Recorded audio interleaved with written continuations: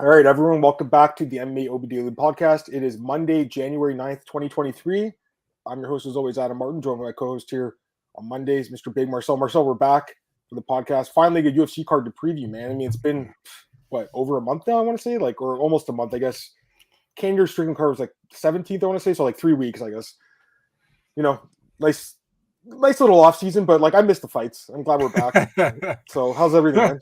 Yeah, everything's good, man. But why do we have in 2 weeks another break, weekend break? You know what I mean? I know. After the Brazil cards, I don't know, man. And then you got that weird ass time for the February 4th card. So I think normalcy will probably be back around March. I don't know, or half February. Yeah, I have no idea, man. And this whole week is fucked up with stupid MMA news, man. So I don't know what's happening right now, but yeah. for me, everything is going to go well. You know, it's yeah. I was still working, but it's not as hectic as normally. But probably will go back at normal right now this week. So yeah, we'll see. It's just great. I think there's a break because of the NFL playoffs. That's my guess. The one coming possible. up, but we'll see. Anyways, yeah, you're right. There's a lot of news, but we're going to preview the card today. Anyways, go ahead. But Europe don't give a fuck, so they could have done a European card, for example. Absolutely. But what do you think about the starting time for February 4th? I mean, so is it 10 p.m. Eastern? Yeah, man. And listen, man. Now I have to watch prelims at 4 a.m. and 7 a.m. is the main card over here, man. That completely sucks.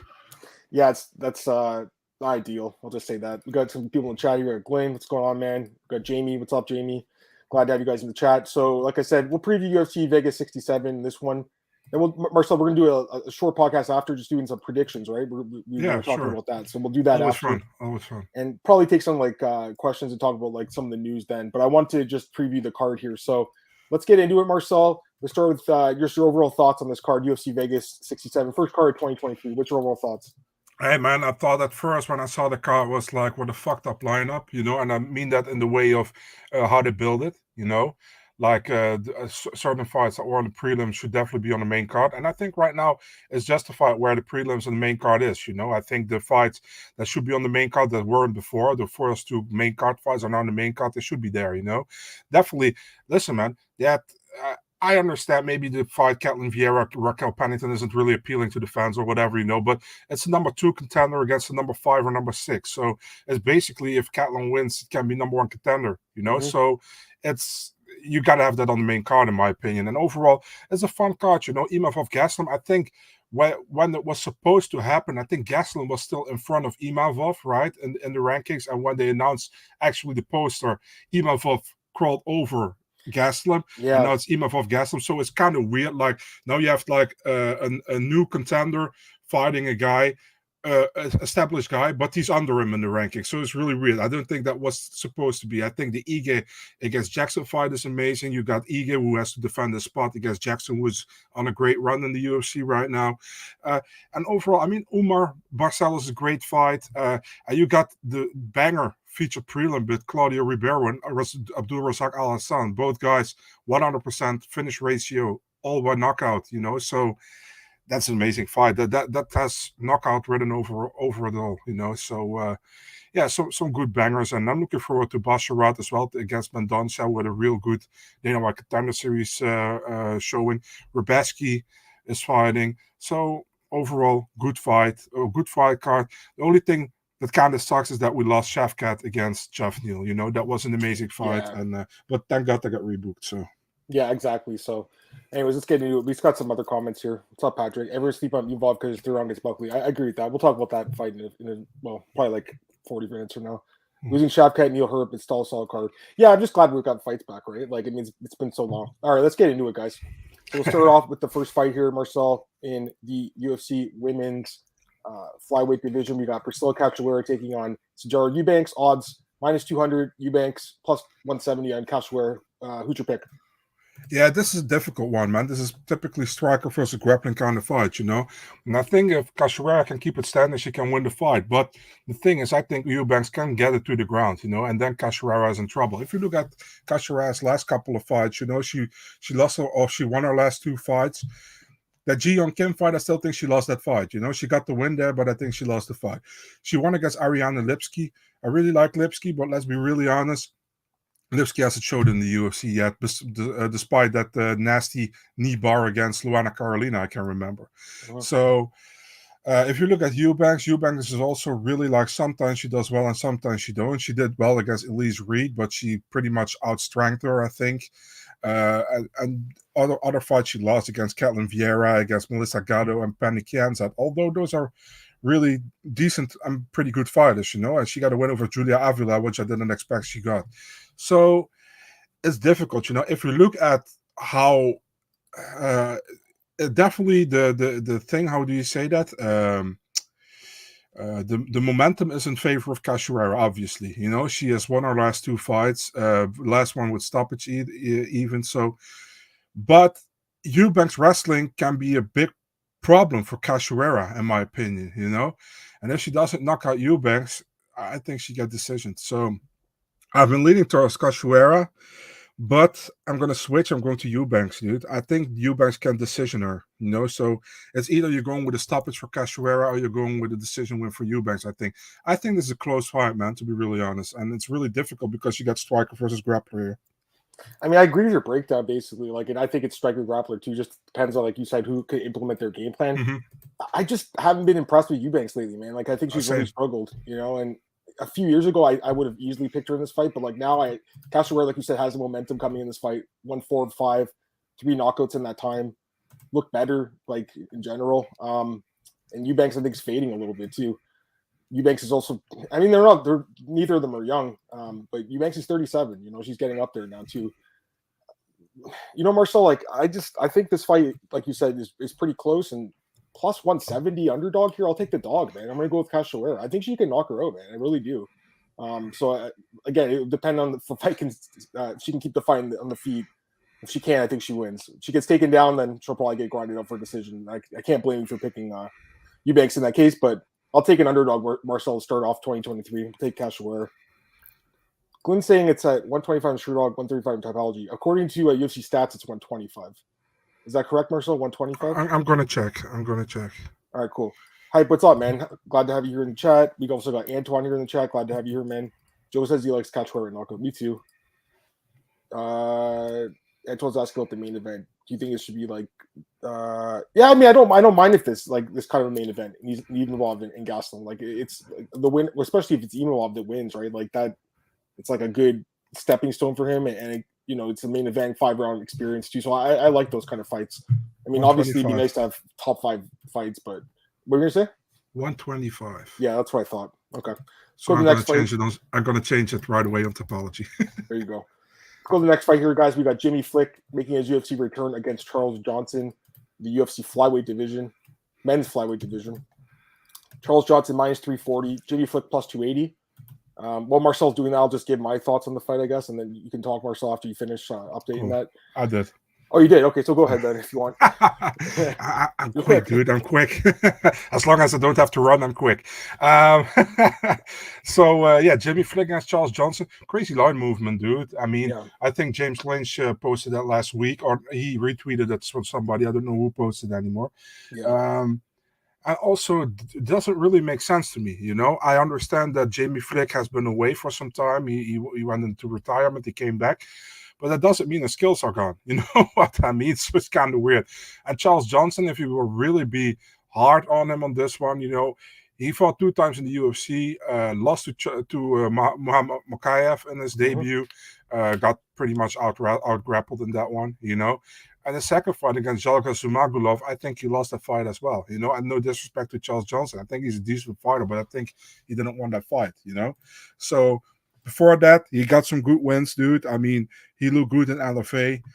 Beautiful knockout over Carlos Moda, and one of the best fights of LFA that year when he fought him. I think it was early 2022, actually. So it was last year.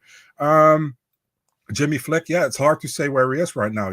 I think Jimmy Flick looked really good in the Contender Series where he finished Nate Smith. And back then, Nate Smith was undefeated, was also a big prospect in the flyweight division. Then went fighting Cody Durden, beautiful flying triangle choke in the first round. So Jimmy Flick, I really like him, man. He's really fun to watch, definitely on the ground.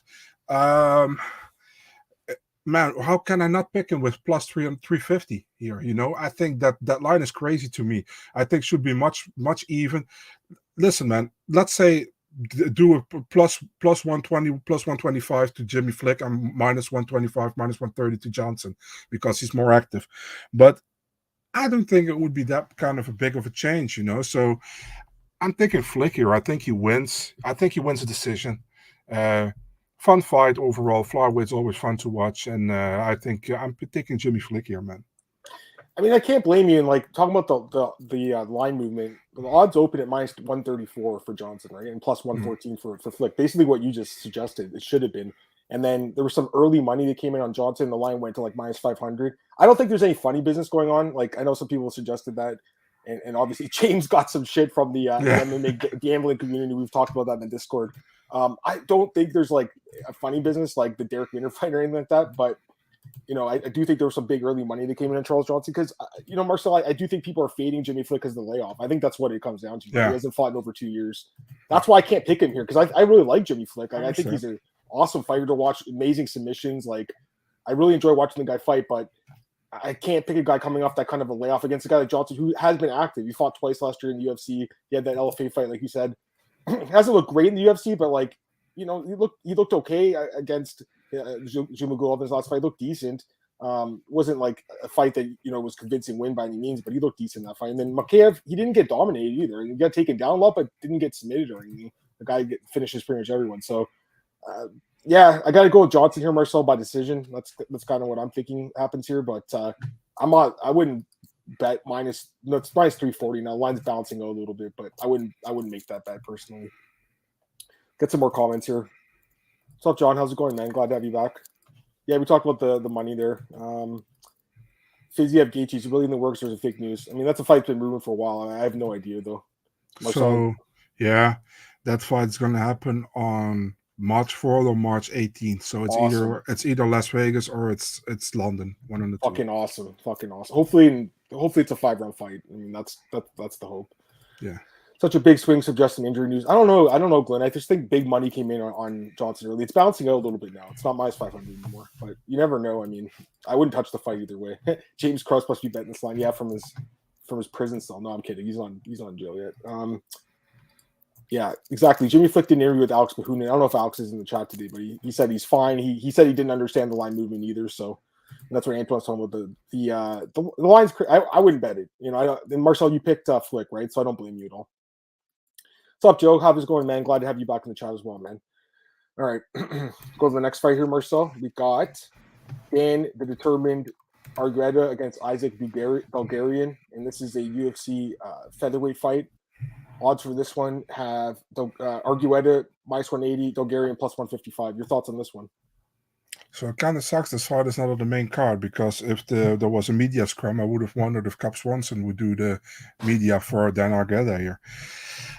So yeah, it's 145. Actually Argueta is normally I think fighting at 135. He made his debut at 145, but that was short notice. And what I've heard is that they told Dan like you got to take this fight because we have nothing else for you at 135 right now or something. So he took this fight, fighting Isaac Dulgarian. Dulgarian is the full send guy, right? He got that sponsorship or whatever. He won that. He won a fight against TJ Britton, where he got it for in February of last year. It's already almost a year ago, man. That he won that. Argueta, I think he came back pretty well in the Damon Jackson fight. Although he lost the fight, he did pretty well, and he did better than I expected at 145 against Damon Jackson. If you look at Isaac Dulgarian, I like what I've seen so far, but we also have to take in consideration his first four opponents didn't have a winning record. They were 1-1, 2-2, and his last win a fight over TJ Britton, who has a positive record, is already a guy who's 40 years old. So it's really difficult to know where he is right now. He's still only 26, so he's still young. But that's really difficult for me. Dan Argueta has already fought better opposition, in my opinion. So for me, it's like I think Dulgarian is decent, but I don't have too much. How do you say that? Confidence in picking him, because I haven't seen him fought better opposition. I think that Argueta is definitely the best guy he's fought so far, or if he's going to fight. I'm taking Dan. I'm taking a decision win here for Dan. Going to play the little safe here. Yeah, I guess I'll have to pick him too, just because, like you said, I think the competition's better. He was on Ultimate Fighter, obviously. I think he looked pretty good in the show. Mm-hmm. He fought Damon Jackson and went to decision with him too. Like it wasn't the worst performance, honestly. No. And I think it was short notice. I want to say too. He didn't do that bad. He got taken down a lot, but like didn't get submitted against the guy who submits like a lot of people. And like you said, obviously training with Cub and everything. Dulgarian, to me, is kind of like a question mark here. I mean, he could win the fight, Marcel. I wouldn't be shocked if he won. He's kind of a wild card, right? Like he's only got 5 fights. Obviously, got signed off the show. I think he's the full 10 fighter guy, right? So yeah, he is. Yeah, so I mean, he's pretty young. He's only 26. Like there's some things to like about him here, but like I honestly just don't know enough about him to pick him confidently here in the spot. So like I'll take Argueta by decision. That's what I'm thinking happens, but it's not a fight that I'm super confident in either way, personally. And yeah, he was a Gloria May guy. He's probably training with Trey Ogden, I'm guessing. Those guys, they went to the camp. Yeah. Ray Argueta's ability to move up. This is what Hype saying 140. Yeah, I agree with you on that as well. Early predictions for Gaethje Fiziev. I mean, honestly, Antoine, I have to think about it, but Fiziev has been looking great lately. I'll just say that. I love Gaethje. He's one of my favorite fighters of all time. Kind of a tough one for you to pick, personally. All right, let's go to the next fight, Marcel. We got Allan Nascimento against Carlos Hernandez, UFC flyweight division. A lot of flyweight fights on this card. Yeah. Odds on this one, Nascimento minus 345, Carlos Hernandez plus 285. Your thoughts? Yeah, so let's start at Carlos Hernandez. His last 2 fights, 2 split decisions against Danny Barres in Contender Series, and an Altamirano fight where you pick Hernandez, I pick Altamirano, and it was super close, I think. Like we said, I think we both said split decision on the podcast. So, yeah, pretty much. Yeah, it was super close. Yeah. So, he's fighting Allan Nascimento, and Allan Nascimento, he came to UFC losing a split to Tagir Ulanbekov in a fight he maybe could have won. It was a close fight as well. And Ulanbekov had more of the top position, but I think Nascimento did more damage. But he lost that fight, but he looked immense against Jake Hadley, dude. Completely dominated him, and I didn't expect that, to be honest, man, because Jake Hadley, pretty big prospect coming from Europe, but yeah, nothing for Allan Nascimento. Was surprised there, actually. That said, Nascimento has impressed me more than Carlos Hernandez did. I think Carlos Hernandez is a good fighter, don't get me wrong, but what I've seen so far from Nascimento, he's been impressive to me, although he got that loss in his record against Tagir. I'm thinking Nascimento here. I think he wins the decision. I think he probably goes with the grappling again, and I think he wins. So for me, Allan Nascimento decision. I'm confident he wins this fight. Like I feel good about him here, Marcel. Way more experience, a great camp, obviously with Bronx and those guys. I think he's looked good in the UFC. I think he's looked really good. Hadley, that win looks really nice now, especially after Hadley looked great in his last fight. The Tagir fight was very close. He could have won that fight. The Paiva fight on Contender was a great fight too. I mean, I think the guy's good. He's experienced. Hernandez. Sorry, go ahead. The Paiva fight was also really good. Yeah, it was a Brazilian Contender Series. Yeah, definitely. Yeah, Hernandez, like, I don't know. Like, he's got the split decision win. I did predict that one, and I don't know. I just think he's just an average fighter. Like, I don't see anything special about his game personally. I think Nascimento can grapple him here and win the fight. I'm pretty confident he wins this fight, Marcel. That's why the odds are high. I think most people are confident he wins. I think he's a guy that if you like doing a parlay, you could put him in it. I think he wins this fight. So Nascimento probably by decision. That's thinking decision. Is that what you said?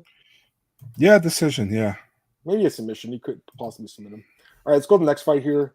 We got Mateus Mendonca against Javid Basharat. This is a really good fight. I mean, I think this could be on the main card. This is a bantamweight fight. Basharat minus 350, Mendonca plus 290. What do you think about those odds? Who's your pick? I understand the odds, but because Mendonca, most people only saw him fight on a Contender Series, And Basharat is a big talent, but Mendonca's good as well. He also got a win over Dana White's friend, Pedro Nobre. That's I refer to Pedro Nobre one UFC fight where we got in a no contest against Alcantara, I think. and Dana was so upset by that because he was really feeling he was milking it, and he cut him immediately from the promotion. Mendonca, I really liked him what I saw Contender Series and before as well. Future MMA in Brazil, he looked really good. So it's like difficult because Basharat, I'm really high on Javid Basharat, also on Farid Basharat. Those both brothers are really good. So the thing here is like, what are we going to see here? I think Basharat might use his grappling in this one, you know, although I think Mendonca doesn't have bad grappling. I feel like Basharat can win here if he fights smart, you know. If he leaves openings, Mendonca can knock him out as well, you know. But I think Basharat fights smart and gets to a decision, man. That's what I expect. But it's a close fight. Everything can happen. And it's a fun one, like you say, man. This is an underrated fight on this card. I think the odds are just way off on this fight. Like I don't agree. I like Basharat. Don't get me wrong. I've been picking his fights, but minus 350. I don't really understand it. Like Mendonca's really good, man. What are you gonna say? I understand it from a perspective of fans betting on Basharat because they only saw Mendonca maybe on the Contender Series only, or they didn't saw him at all so far. You know, they see him as a newcomer. But if you look into it more deeper, then it should be much more closer, I think. I'm kind of going back and forth on this one, man. And honestly, like the odds are really tempting me to take this guy. I guess I'll pick him. I mean, why not? Like, I think he's really good. He's super young. He's 23, super talented. He looked amazing in Contender Series. Again, Basharat's good too. Like, this is not an easy fight to pick, but like talking about like the odds are like the implied win probability of Basharat's like what, like 75% here. I don't really agree with that. To me, it's much more competitive fight than that. Mendonca, I was super impressed, Marcel. He's another guy from the Du Bronx camp, right? Shoot a box. I remember doing the tape study for this guy before Contender, and I thought he looked great on the regional scene in Brazil, and then he looked amazing in Contender Series. I guess Basharat's fought slightly better competition, like Gravely, but even Gravely, like it wasn't like it was a blowout. It was kind of a struggle in that fight. It was pretty close, you know. Gravely's good, don't get me wrong. I would be surprised this guy won, no, but I guess the odds are tempting me to take the other guy. I'll take Mendonca Marcel for an upset pick. There'll be a few upsets on this card. Not all the favorites will win. I think this one is one that the dog can win. So we'll see what happens. Let's get some comments here, guys. What's up, Juan? How's it going, man? Glad to have you here. Crazy Pato. Bright Okumo told 18-year-old MMA reporter Gaethje Fiziev is the fight UFC and Fizz want, but Justin don't want it. Well, Marcel's saying it's going to happen, so. It's like they're working on for such a long time. They just don't have the date yet in March. But we'll see. You know, you got to, of course, you have to have the signatures first under the contract before something is official, you know. So it's only official until it's official, you know. Yeah, let's go through more comments here. Juan thinks that Mendonca could win. I think so too. Joe likes Basharat. Me too. I mean, he's good. Don't get me wrong. Glenn's talking about the experience. Yeah, that's definitely in Basharat's favor, no doubt. But again, that's probably why the odds are so high in his favor. Patrick also thinks Mendonca can win. So a few people kind of are same page, I guess, as me. I don't know. Like, again, I wouldn't be surprised either way on this fight. Like, I just think the odds are way off. Kind of like Marcel with the Flick and Johnson fight. Marcel, it's like the same with that fight, right? Yeah. Like, the odds are just kind of crazy. Now let's go to the next fight here. I mean, I don't think the odds are crazy for this one, to be honest with you. I think they're bang on, even though they're pretty high. But we got where is it? Mateus Rebecki minus 700 against Nick Fiore plus 510. And Marcel, I'll just say this right now: Fiore has 2 wins over our boy Jay Ellis. I mean, like the guy has what 6 fights in his career. He's been approached since 2020, and 2 of the wins are over Jay Ellis. Like, come on, you know, back-to-back wins over Jay Ellis. Like, he submitted him and then 8 months later knocked him out. Like, they had to do a rematch. I don't really get it. I mean, to me, like, I'm honestly even surprised this guy's in the UFC. Like, I know he's got a good record, but like the guys he's fighting are basically all sub 500 fighters, including again Jay Ellis, who his record is 16-106 now. Holy shit, he's been losing like crazy. Jay Ellis is, oh man, he lost 5 times last year. Oh geez. I'm kind of disappointed he hasn't fought since August. I know, right? Maybe the doctors finally told him like your brain needs to chill. How can I pick this guy, Marcel? This guy is like, again, the record is just not impressive at all to me. And then Rebecki, like, is it Rebecki or Rebecki? How do you pronounce it? I always say Rebecki, but I don't Rebecki. know. I think it is too. The guy looked incredible in Contender Series, like tons of experience. he's a guy that's UFC ready. He's been ready for a while. Big power, submissions, everything. Like, no doubt in my mind he wins this fight. He was supposed to fight Omar Morales. That would have been a tougher fight, but I still think he would have won that fight too. No doubt in my mind he wins, Marcel. I think he wins by stoppage. What are the odds on that? Inside the distance. -185. That's the way to go here. I don't think this guy's going to survive. This fight's not going the distance. Rebecki, knockout or submission, either one. What do you think? I'm going with submission, man. Do you also know that he changed his nickname? What is it now? It's now Rebecki. Rebecki? Oh, it's sick. First it was the Chinese, but I didn't think the UFC wanted that. It was the Chinese? That was his nickname? Yeah, but in Polish, he said it's Chinese. So because of his eyes, you know. Rebecki's that's crazy. Rebecki's a great nickname, though. Yeah. So I mean, he was impressive in the Contender Series. What else can you say? He defeated Rodrigo Lidio. Before that, he had very good fights as well. You know, at the FEN. I don't know where it stands for anymore, but he had some very good fights there. He's a super. I think he's a super big prospect in the UFC. To be really honest, man, I think he's really good. And prospect is kind of weird to say for somebody who's already 30 years of age, but he's just. Yeah, he just came in the UFC, so I can call him pretty much a prospect in the UFC. Not in his career, obviously. Fighting Nick Fiore. Dude. And then Nick Fiore getting a Rebecki in his debut, you know? I mean, what can you say about that? I feel bad for the dude, you know. He's in the UFC now, so he probably jumped on the opportunity to get in the UFC. I understand that, but if you look at his fights and the fighters he fought before, doesn't really look good for him in this fight. I think, man.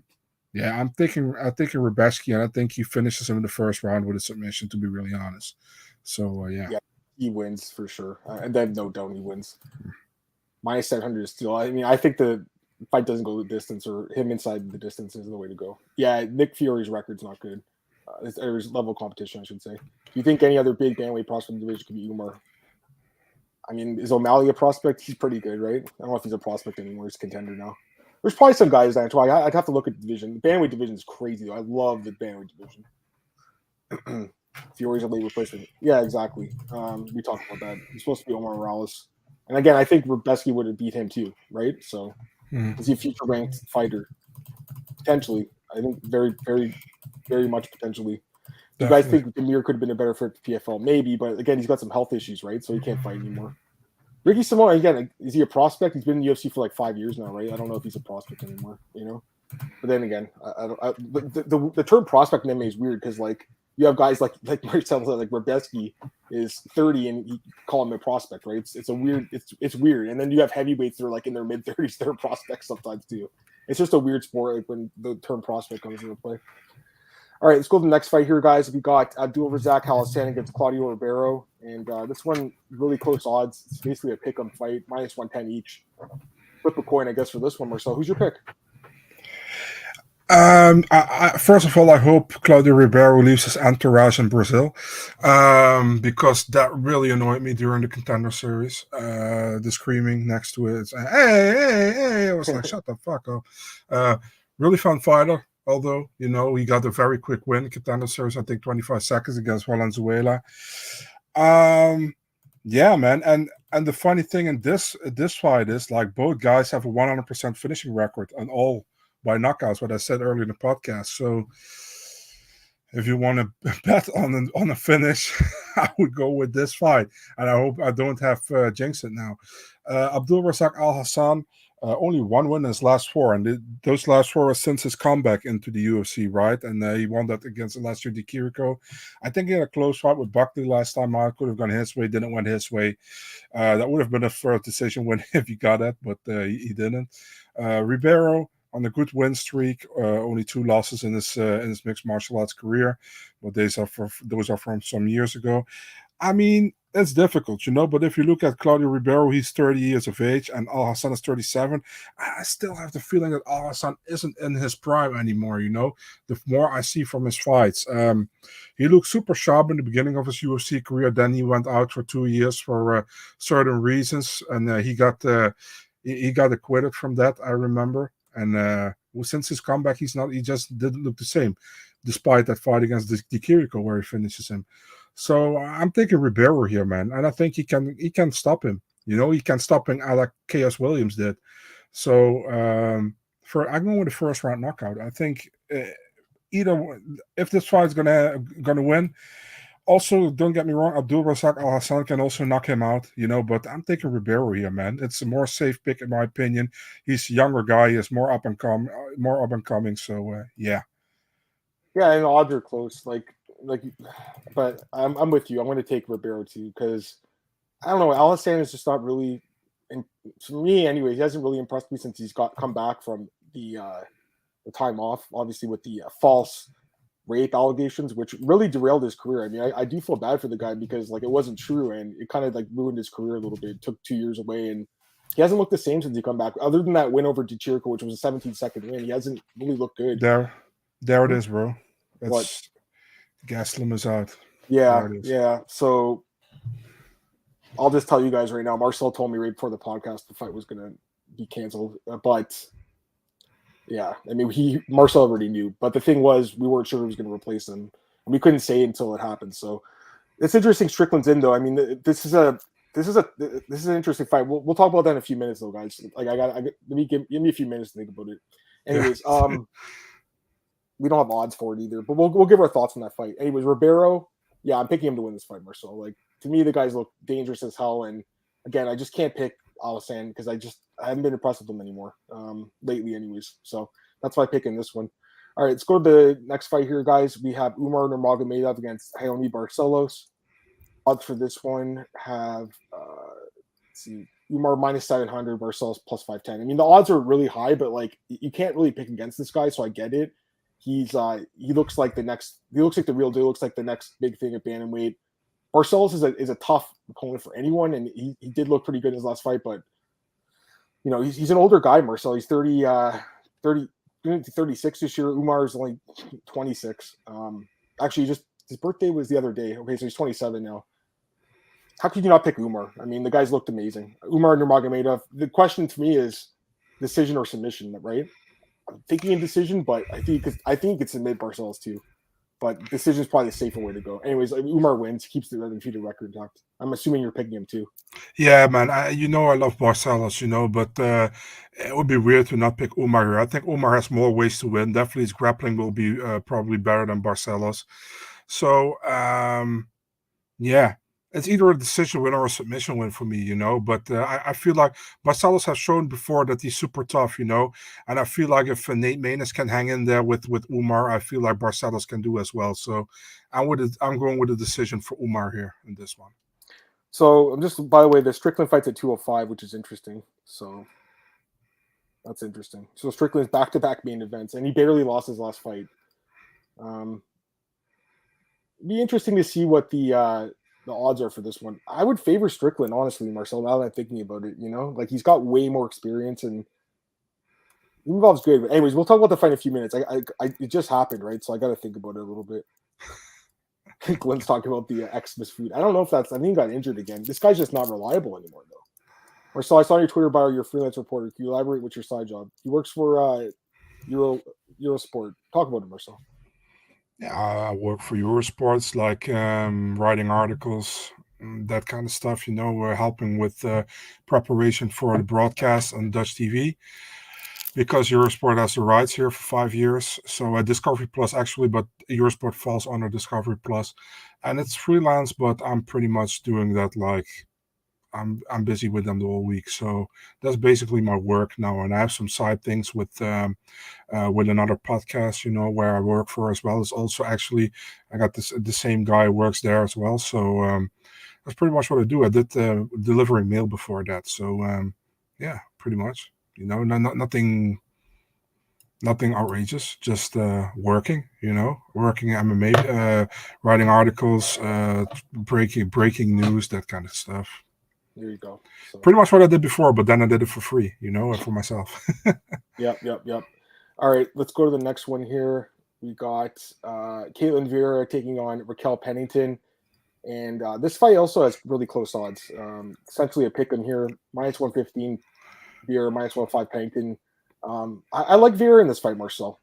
I think she wins, Okay. man. I've been impressed with her lately. Listen, the whole fight was close, right? Like, not it was a convincing win, but the fact she went 5 rounds with Holly Holm and was able to stay on the feet with her and not really get outclassed is impressive. She throws some power. She has a good record in the UFC. She's got a good ground game too. Pennington's really good. Don't get me wrong. Like, she's an underrated fighter, but the one thing that stands out is to me the 63% takedown defense. That's not good.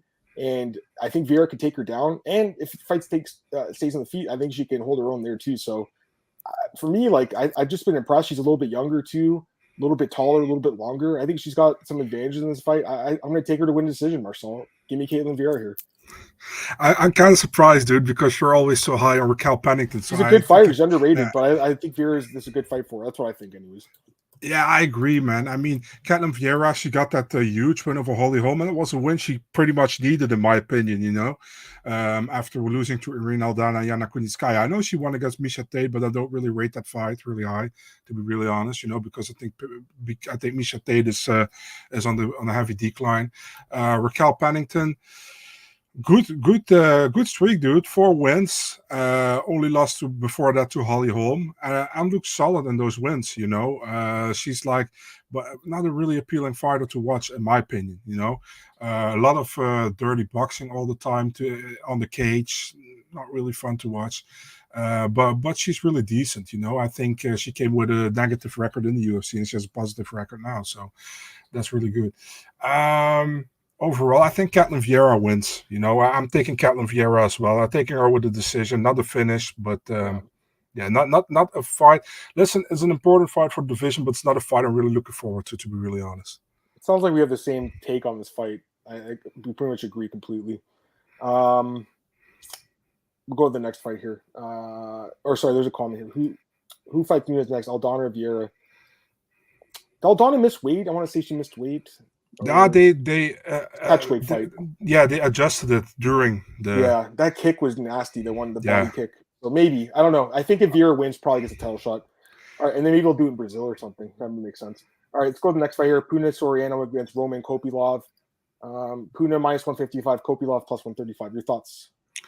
Yeah, it's a weird fight to me, dude. I know Kopylov won his last fight against Di Chirico, but I think Puna Soriano is in a way different spot right now, in my opinion. I think he's super talented, but sometimes he doesn't show up, like in the Brendan Allen fight, in my opinion. But for me, like Puna Soriano, he's a solid guy. I think he's a talented guy, and Kopylov, yeah, he got the win against Di Chirico. Although I thought it was a very close fight until that moment, but before that, against Duraev wasn't a great fight, although he came back in the 3rd round a little bit, and his debut against Roberson was an absolute awful fight. So for me, Puna Soriano is going to win this fight, and he knocks him out in the 2nd round. Yeah, I mean, I like him too. I've always liked him.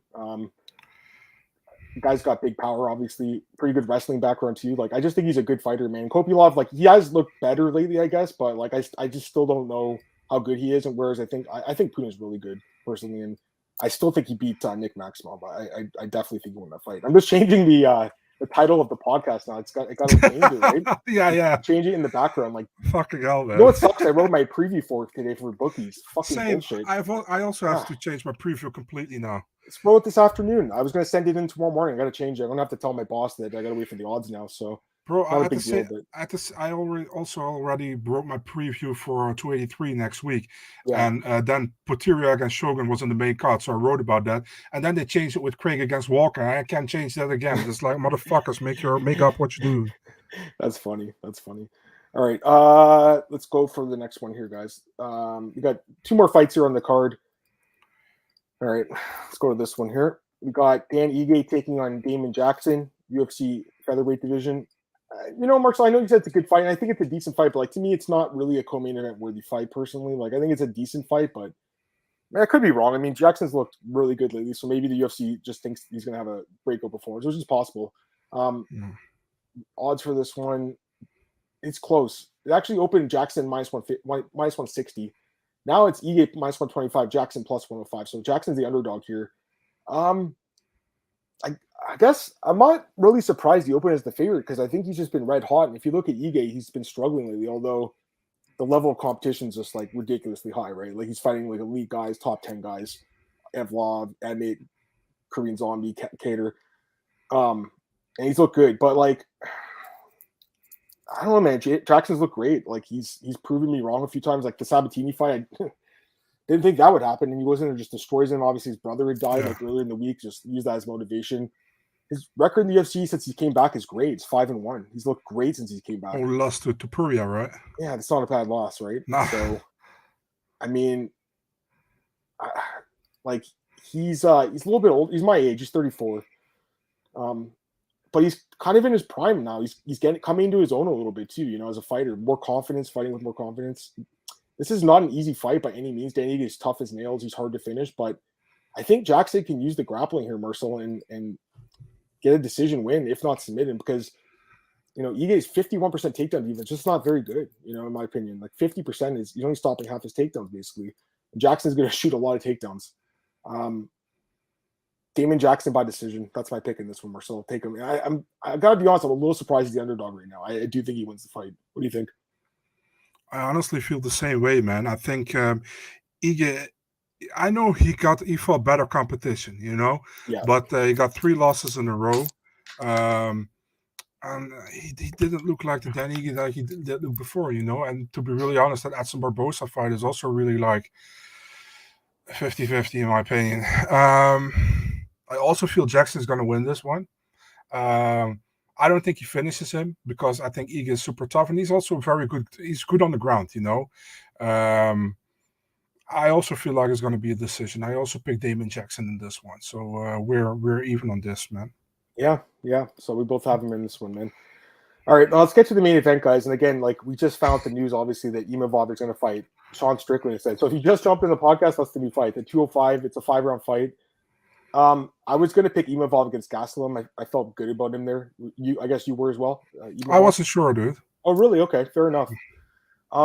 This is a good question. What do you think the odds would be? I don't know. I mean, well, really, it could go either way. But I kind of just initially thinking about it right now, like I think you have to favor Strickland a little bit. That's my thoughts. The guy's gone 5 rounds like numerous times in the UFC. He's got great cardio. He's got good striking. He's hard to finish. Good takedown defense. That's why I liked Imavov against Gastelum, because I think he could have taken him down and really controlled him on the ground because of the size difference. Now he's fighting Strickland, who's like a taller, longer guy like himself. Like he's the advantages he had against Gastelum aren't here in this fight. Again, guys, like I haven't had any time to think about it. Neither has Marcel.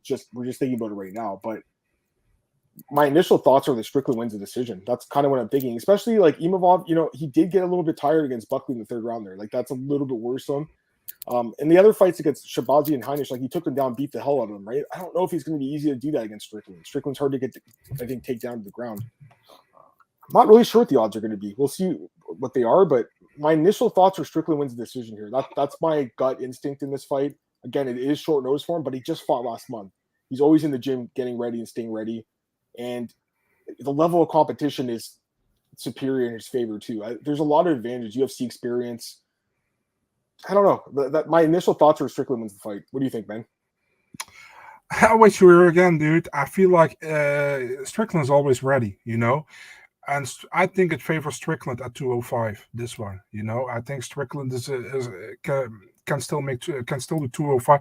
I know he was at 170 before, went to 185, but I think it favors Strickland for some reason, man. I think he's massive, you know? And yeah, I feel like a 5 round. I know it's short notice, but I say Strickland's always ready, you know? And it's a completely different fight than against Calvin, you know, for Imavov. And Strickland can hold his own, I think. So I would be with Strickland as well. So I would say decision here, but yeah, crazy, man. That I'm honestly happy that it happened during the podcast. You know that came out because I got told. I will tell the story. I got told by somebody that Calvin was out. You know, but they got told to please don't share it yet. So I couldn't do anything with it. You know, but it sucks to do a podcast to talk about a fight that's not going to happen, you know, but that's I'm happy it's out, and even we got a new opponent for it, so that's even better.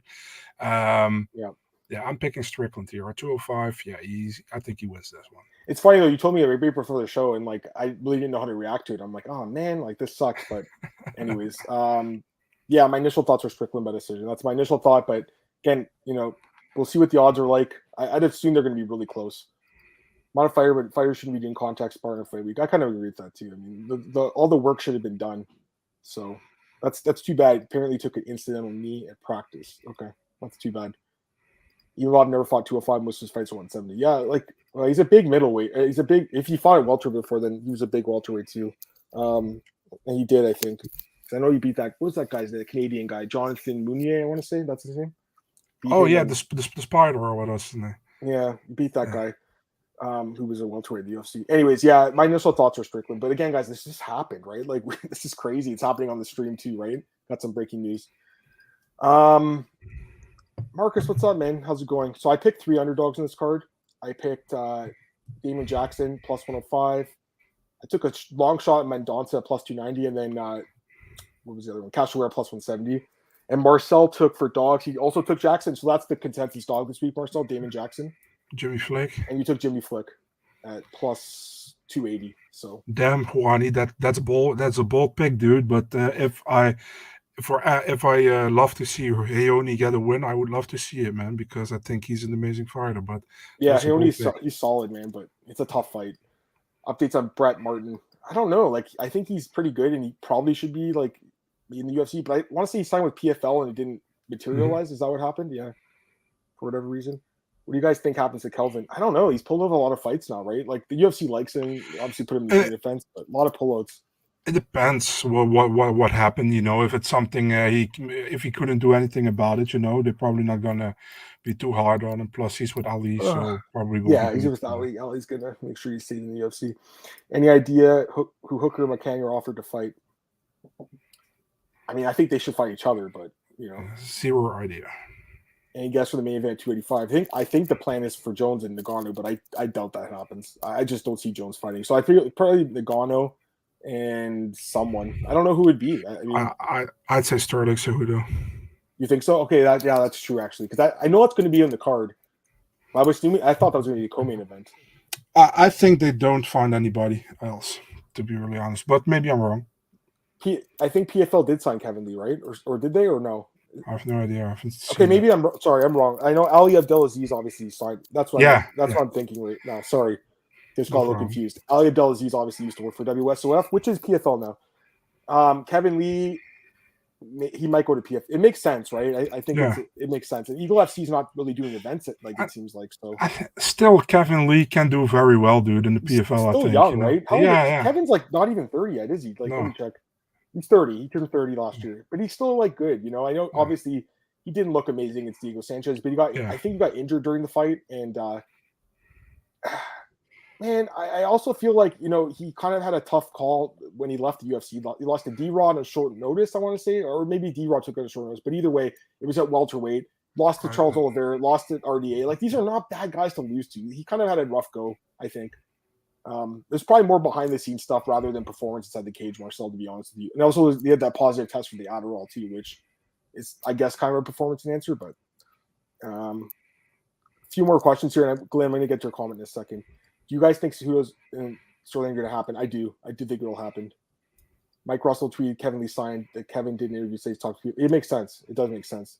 Do they book a women's title fighter, Aldo Cejudo? Maybe they could do Nunes, and if Vieira comes out unscathed, they could do that fight, or they could do Aldana. So that would make sense. Let's talk about it. Glenn. He wants to talk about the Dana White wife slap incident. I mean, why shouldn't we talk about it? It's been a week now since it happened. It's just bad. And the thing is, like, all the fighters defending him are just such fucking idiots. Like, it doesn't make sense. Like, Dana White's not even defending himself. He's like, I fucked up. Like, I'm sorry. Like, comes out with the statement. Like, you just don't put your hands on women, man. I understand, like, his wife slapped him first. I get it. But, like, it's just bad. It's a bad look. I'm not going to defend someone that's hitting their wife. Yeah, I mean, it's none of my business either. Like, it's unfortunate that it got caught on camera, but at the same time, there's no expectation of privacy when you're in public, guys. That's the thing. You got to always remember that, And if you're in public, people have their cameras on, especially if you're a celebrity. So you got to be careful. Dana White fucked up. He's admitted he screwed up. And honestly, like, it's just, the crazy thing is, like, if this happened to, like, just say, like, the commissioner of the NFL or something or so, like, I feel like he would have to step down from his position. That's what I kind of feel like would happen. But with Dana, it's like he's kind of like controlling his own. It's his own company in a way. He's obviously not the owner anymore, but like he does own a part of it. And then obviously he's the president of the UFC. And I don't know. I mean, I just think if it was like any other commissioner in a sport, like they would step down or would be forced to step down. But I don't think we're going to see anything come out of this, to be honest with you. I really don't. I think it's kind of over now, if anything. Any thoughts, Marcel?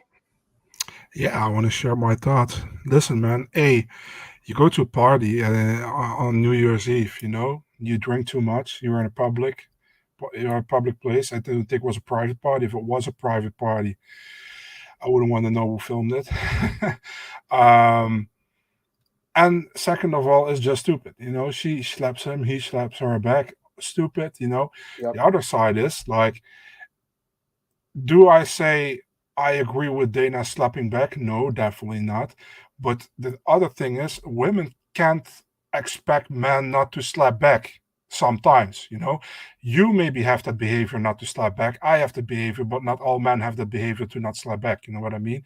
And sometimes women take advantage of that. It's like, I slap you, but you're not allowed to slap me back, But with some men, and you don't know if you're in that situation, you don't know what is happening right there, and I'm not defending Dana here, I'm just common sense, If you get slapped by somebody, 9 out of 10 times you probably slap back, but now it's different. This is his wife, it's a woman, it's a woman, and you get slapped by her. What should he have done? He should have walked away, probably. That's what he should have done. That's what you should have done, what you would have done, and what I probably would have done as well, But you're not in that position at that moment, you know what I mean? So it's really hard to say anything about it. The only thing that really bothers me is those fighters who comment on Twitter and Instagram. It's like, yeah, equal left, equal right. Dana wasn't his right to do it. I was like, listen, guys, I understand you don't want to go against Dana, but then just shut up. Don't say anything. It's the best thing to do. I did it in my life as well. If it was bad for me on one thing to say something, or good for me to say something, just don't say anything at all. It's not, nobody asks you for your opinion about it. Nobody asked me. That's also why I didn't post it on Twitter about it. No, Adam asked me, so I give my opinion. But I mean, it's just like everybody wants to, like, I'm not going to say any names. You guys can see it on Twitter and Instagram who's defending him, and it's obviously the guys who expect a future title shot or having a title shot, But it's just stupid. Just say that. Just don't say anything. And also, it's like private, Dana went public, apologized for it, says there are no excuses for what he did. And what else do you expect from? Yeah, they can punish him as bosses, for example, But if they don't, what do you want us to do, And at the same time, like, it was pretty funny, man, with TMZ. You're like, well, you intoxicated, Dana. Wasn't had the alcohol something to do with it?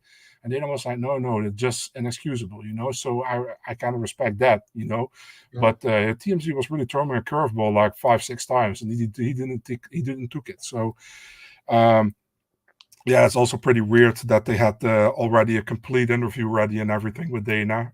I know, right? It's like, yeah, like pre kind of stuff. But yeah, just some real weird shit happening in MMA right now, that, and a lot of other stuff as well. And that stupid slap fight, power slap, I can't stand it.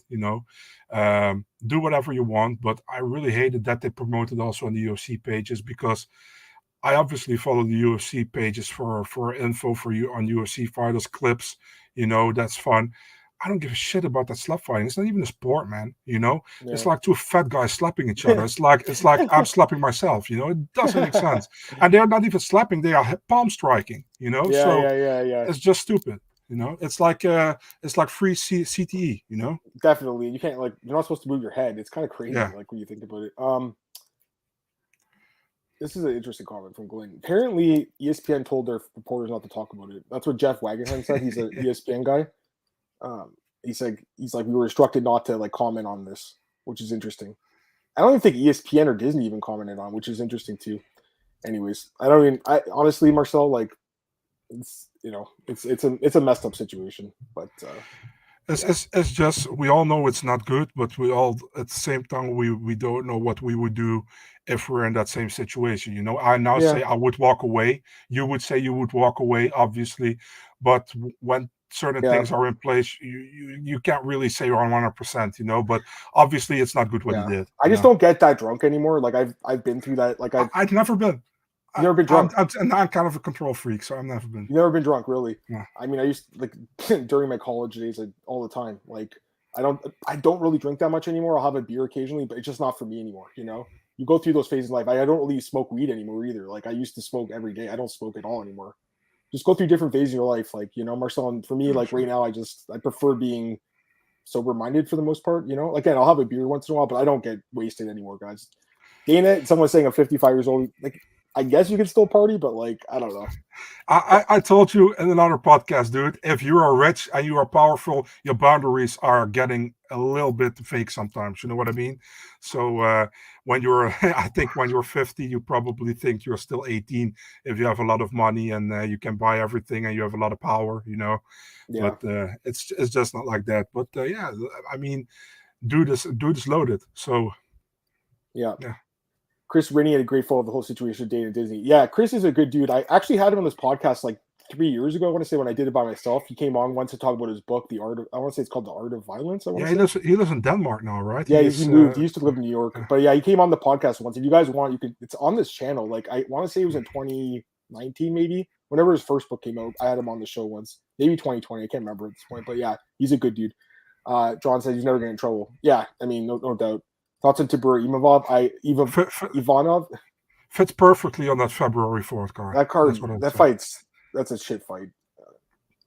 Hey Steve, definitely for sure. It's an older podcast.